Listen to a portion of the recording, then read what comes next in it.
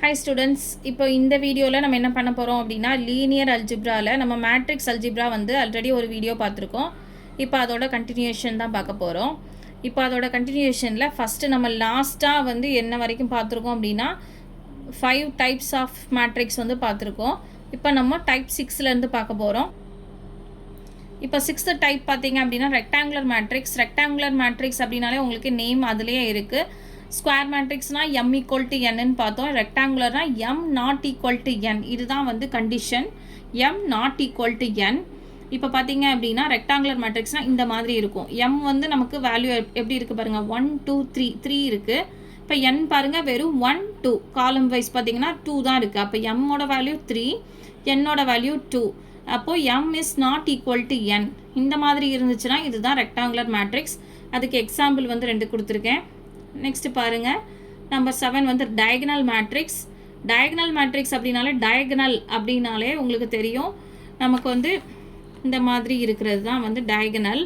இப்போது இது வந்து ஒரு நம்பர் இருக்குது அப்படின்னாலும் நம்ம அதை டயகனல் மேட்ரிக்ஸ்னு எடுத்துக்கலாம், ரியல் மேட்ரிக்ஸ் எடுத்துக்கலாம், இல்லை வந்து ஸ்கொயர் மேட்ரிக்ஸ் எடுத்துக்கலாம். எப்படி ஸ்கொயர் வரும்னா 1x1 அப்படின்னு எடுத்துக்கலாம்ல. அப்போது இதில் பாருங்கள், இதில் பார்த்தீங்கன்னா வெறும் நமக்கு டயகனலில் மட்டும்தான் வேல்யூஸ் இருக்கும். மற்ற எல்லா பக்கமும் நமக்கு என்ன இருக்கும் அப்படின்னா 0 இருக்கும். Only values in diagonal only, அதுதான் டயகனல் மேட்ரிக்ஸ். ஓகேங்களா? இப்போ பாருங்கள் -1 இருக்குது, அங்கே 0 இருக்குது, கீழேயும் 0 இருக்குது. டயகனலில் மட்டும்தான் -1ம் 2ம் இருக்குது. இப்போ இந்த எக்ஸாம்பிளை விட இப்போ 3x3 மேட்ரிக்ஸில் பாருங்கள், உங்களுக்கு இன்னும் நல்லா புரியும். 2 1 -1 ஒன்லி த எலமெண்ட்ஸோட வேல்யூ இந்த என்னது டயகனலில் மட்டும்தான் இருக்குது, அதர் தென் எல்லாமே 0வாக இருக்குது. ஓகேங்களா? அப்போ டயகனல் மேட்ரிக்ஸ்னால் என்னென்னு உங்களுக்கு புரிஞ்சிருக்கும். நெக்ஸ்ட்டு அதை தான் நான் எழுதியிருக்கேன் இன் வேர்ட்ஸில், only values in diagonal element.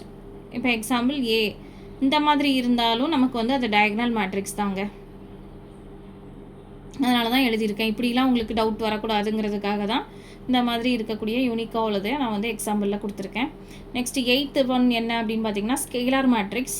Scalar matrix பார்த்தீங்க அப்படின்னா சேம் வேல்யூஸ் இன் த டயகனல், அதுதான் வந்து scalar matrix. But one condition என்ன அப்படின்னு பார்த்தீங்கன்னா 1 மட்டும் இருக்கக்கூடாது.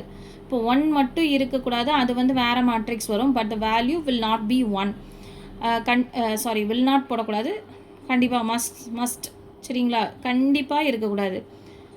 1 மட்டும் இருக்கக்கூடாது. 1ன்னு இருந்துச்சுன்னா அது வந்து வேறு டைப்பு. இப்போ நான் அதை சொல்லி உங்களுக்கு கன்ஃபியூஸ் பண்ணலை.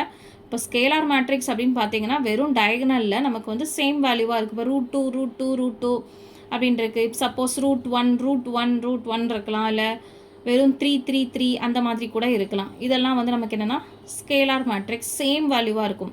இப்போ டயகனல் மேட்ரிக்ஸ்க்கும் ஸ்கேலார் மேட்ரிக்ஸ்க்கும் என்ன வித்தியாசம் அப்படின்னா, நீங்கள் மேலே பாருங்கள், டயகனலில் நமக்கு என்ன இருக்குது 2 1 -1 அந்த மாதிரி வேல்யூஸ் வந்து வேறு மாதிரி இருக்குது. ஆனால் நம்பர் மட்டும் டயகனலில் மட்டும்தான் இருக்குது. இங்கே பார்த்தீங்க அப்படின்னா நமக்கு டயகனலில் வேல்யூ இருக்குது, ஆனால் சேம் வேல்யூவாக இருக்குது. ஸோ டயகனலுக்கும் ஸ்கேலாருக்கும் உங்களுக்கு வித்தியாசம் புரிஞ்சிருக்கும்னு நினைக்கிறேன். அப்போது நம்ம வந்து இப்போ என்ன பார்த்துருக்கோம், rectangular matrix, diagonal matrix, scalar matrix 3 type பார்த்துட்டோம். இப்போ 9th டைப் பார்த்திங்கன்னா unit matrix or identity matrix. அப்படின்னா நமக்கு வந்து டயகனலில் வெறும் 1 மட்டும் இருக்கிறது நம்ம யூனிட் மேட்ரிக்ஸ்ன்னு சொல்லுவோம். அப்படி இல்லைனா ஐடென்டிட்டி மேட்ரிக்ஸ்ன்னு சொல்லுவோம்.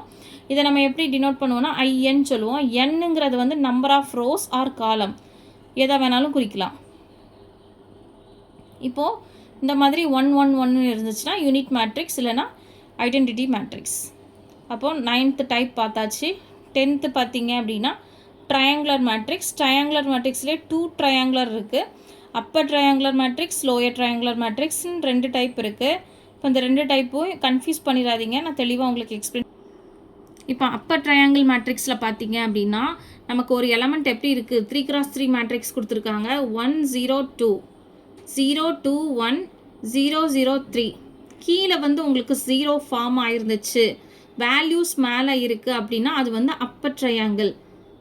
புரிஞ்சுதுங்களா? இப்போ 0 ஃபார்ம் ஆகிருக்குது, ஒரு ட்ரையாங்கிள் ஷேப் வந்து கீழே ஃபார்ம் ஆகிட்டு நமக்கு ரிமைனிங் வேல்யூஸ் எல்லாமே மேலே தான் இருக்குது. ஸோ இது வந்து அப்பர் ட்ரையாங்கிள் மேட்ரிக்ஸ். இப்போ பாருங்கள், லோயர் ட்ரையாங்கிள் மேட்ரிக்ஸ்னால் உங்களுக்கு 0 ஃபார்ம் ஆகிருக்கிறது வந்து மேலே ஃபார்ம் ஆகிருக்கு, வேல்யூஸ் எல்லாமே கீழே இருக்குது.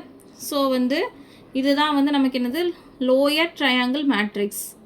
ஓகேங்களா? அப்பருக்கும் லோயருக்கும் இருக்கிற வித்தியாசம் பார்த்துக்கோங்க, கன்ஃபியூஸ் பண்ணிக்காதீங்க. நெக்ஸ்ட்டு பார்த்தீங்க அப்படின்னா இந்த மாதிரி கண்டிஷனில் அப்போ நம்ம என்ன ட்ரையாங்கிள் எடுக்கலாம் அப்படின்னு உங்களுக்கு வந்து கண்டிப்பாக ஒரு கொஷின் வரும். பாருங்கள், இப்போ வந்து மேலேயும் 0 ஃபார்மாக இருக்குது, கீழேயும் 0 ஃபார்மாக இருக்குது. அப்போ இது வந்து நமக்கு வந்து என்ன மேட்ரிக்ஸ் எல்லாம் வரலாம்? டயகனல் மேட்ரிக்ஸ் வரலாம், உங்களுக்கு டவுட் வரலாம். டயகனல் மேட்ரிக்ஸ் தானே, இது வந்து நம்ம ட்ரையாங்கிளில் வருமா? கண்டிப்பாக வருங்க. இது வந்து எந்த கண்டிஷனில் வேணாலும் வரலாம். Both upper and lower triangle matrix அப்படிங்கிற கண்டிஷனில் வரலாம். சம் கொஷின்ஸில் நமக்கு வந்து இது வந்து ட்ரையாங்கிள் மேட்ரிக்ஸ் அப்படின்னு சொல்லியே கொடுத்து இந்த மாதிரி வந்து நமக்கு எக்ஸாம்பிள் சம் கொடுத்து சால்வ் பண்ண சொல்லியிருப்பாங்க. அப்போ அந்த கண்டிஷனில் நம்ம வந்து இந்த போத் கண்டிஷனில் எதா வேணாலும் நம்ம வந்து சூஸ் பண்ணிக்கலாம். So diagonal matrix equal to both upper and lower triangular மேட்ரிக்ஸாக நம்ம வந்து கன்சிடர் பண்ணிக்கலாம். ஓகேங்களா? இப்போது அடுத்து பாருங்கள், இது வந்து என்ன மேட்ரிக்ஸ் சொல்லுங்கள் பார்க்கலாம். இப்போ வந்து உங்களுக்கு கீழே தான் வந்து வேல்யூஸ் ஃபார்ம் ஆகிருக்கு. நான் உங்களுக்கு சொல்லியிருக்கேன், வேல்யூஸ் ஃபார்ம் ஆகிருக்கிற இடம் தான் நமக்கு வந்து என்ன ட்ரையாங்கிள்ங்கிறது சொல்லுவோம். சொல்லுங்கள் பார்க்கலாம். கீழே தான் வேல்யூஸ் இருக்குது. ஸோ இது வந்து என்னது? Lower triangle matrix. ஓகேங்களா?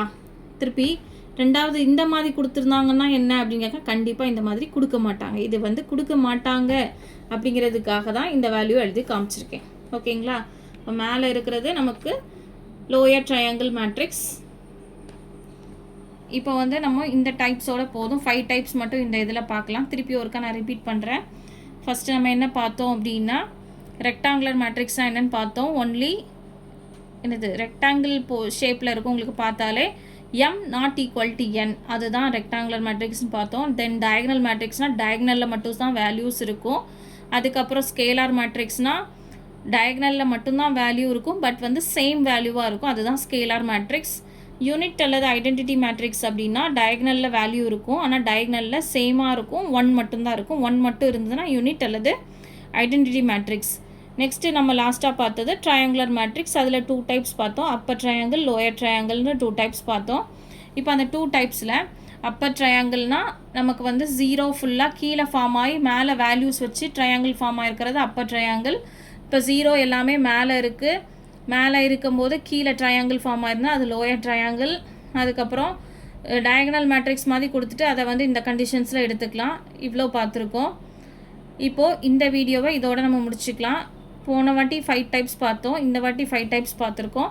இப்படி நம்ம கொஞ்சம் கொஞ்சமாக பார்க்கலாம், அப்போ தான் கன்ஃபியூஸ் ஆகாது. இல்லைனா மொத்தமாக பார்த்தீங்க அப்படின்னா உங்களுக்கு கன்ஃபியூஸ் ஆயிரும்.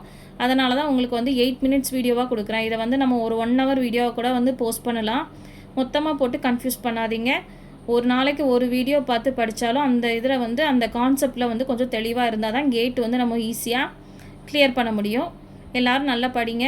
உங்களுக்கு வந்து ஏதாவது டவுட் இருக்குது, இல்லை நீங்கள் இன்னும் கொஞ்சம் வேறு மாதிரி சொல்லித்தாங்க, இல்லை புரியுதா அப்படின்னா அதையும் வந்து எனக்கு கமெண்ட்ஸில் சொல்லுங்கள். அப்போ தான் வந்து எனக்கு வந்து ஒரு சாட்டிஸ்ஃபேக்ஷனாக இருக்கும். பரவாயில்ல, நம்ம சொல்கிறது பசங்களுக்கு புரியுது அப்படிங்கிற மாதிரி இருக்கும். உங்களுக்கு புரியுதா புரியலையாங்கிறது வந்து நான் எப்படிங்க தெரிஞ்சுக்க முடியும்? அதனால் கண்டிப்பாக உங்களோட சஜஷன்ஸ் எதுவாக இருந்தாலும் கமெண்ட்ஸில் நீங்கள் சொல்லுங்கள், நான் அதை வந்து கண்டிப்பாக கன்சிடர் பண்ணிக்கிறேன். ஓகேங்களா? பிடிச்சிருந்தால் லைக் பண்ணுங்கள், ஷேர் பண்ணுங்கள். எல்லோரும் வந்து நல்லா படித்து கேட்டு வந்து ஸ்கோர் பண்ண ட்ரை பண்ணுங்கள். All the best. தேங்க்யூ.